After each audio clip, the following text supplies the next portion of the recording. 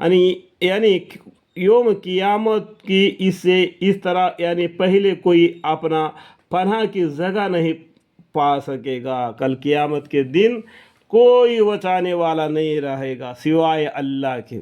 اور یہ بستیاں جن کے قصے مشہور و مذکور ہے، یعنی جتنے بستیاں یعنی جو پیغمبر آئے ہیں ان کا قصہ کہانیاں بنا کر قرآن کے ذریعہ یہ امت کو بتایا دیتا ہے. دیکھو ان لوگوں کا ان حرکتوں کے وجہ سے کیا عذاب ملا، اب تم سدھرو. سمجھنے کے لیے کہانیاں قصہ بنا کے قرآن کے ذریعہ ہمیں بتلا دیا. اور یہ بستیاں جن کے قصے مشہور مذکور ہے، جب انہوں نے یعنی ان کے باشندوں نے شرارت کی تو ہم نے ان کو ہلاک کر دیا. اسی پیغمبروں کے زمانے میں ان کو عذاب ملا. ابھی ہمارے پیغمبر ہے نہیں نا، ابھی دنیا میں ہے تھے کیا؟ تو پہلا تھے، انہوں نے جو کام کیا اللہ کے حکم کا سب کچھ انہوں نے بالکل بجا لایا.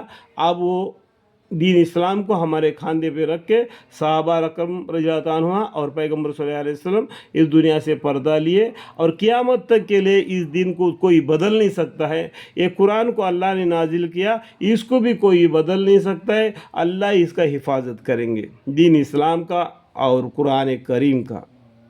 ٹھیک ہے. اور ہم نے ان کے ہلاک ہونے کے وقت بیان کیا تھا، ان پیغمبروں کا زمانہ کا قصہ. ٹھیک ہے. اور وہ وقت یاد کرو جب کہ موسیٰ علیہ السلام اپنے خادم سے فرمایا کہ میں اس سفر میں برابر چلا جاؤں گا یہاں تک کہ اس موقع پر پہنچا جاؤں گا جہاں دو دریا آپس میں ملے ہیں، یا یوں ہی زمانہ دراز تک چلتا رہوں گا. دیکھو یہاں پر 4 نمبر فائدہ لکھا ہوا ہے.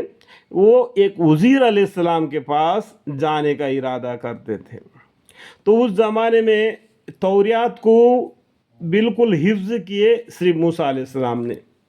تو موسیٰ علیہ السلام کے اوپر آسمان میں سایہ پگن کیا تھا، مطلب کیا، چھتری کے جیسا آسمان ان کے سر پر رہتا تھا، کہیں ان کے اوپر دھوپ نہ لگے یا بارش نہ گرے. اور علم کے حساب سے بھی اور موضوع کے حساب سے بھی اس زمانے میں موسیٰ علیہ السلام کے پاس بہت تھے. انہوں نے سمجھا کہ علم میں صرف میں ہوں.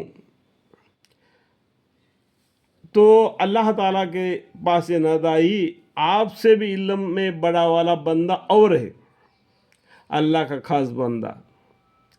تو موسیٰ علیہ السلام کو خیال آیا کہ میں اس بندے کو دیکھوں جو مجھ سے بھی علم والا ہے، جس کو اللہ تعالیٰ نے علم دیا. یہ دبی ہوئی کہانی ہے بہت سی. عزیر علیہ السلام اور موسیٰ علیہ السلام آگے مل کر چلنا، اور بہت سی باتیں ہیں جہاں پر غیب کی علم وہ عزیر علیہ السلام کو اللہ تعالیٰ نے دی تھی سفر کی. تو موسیٰ علیہ السلام کو وہ علم نہیں تھا، اس کے واسطے ان کو صبر نہیں ہو سکا. تو اللہ تعالیٰ نے تھوڑی علم سے وہاں تک ختم کر دیا.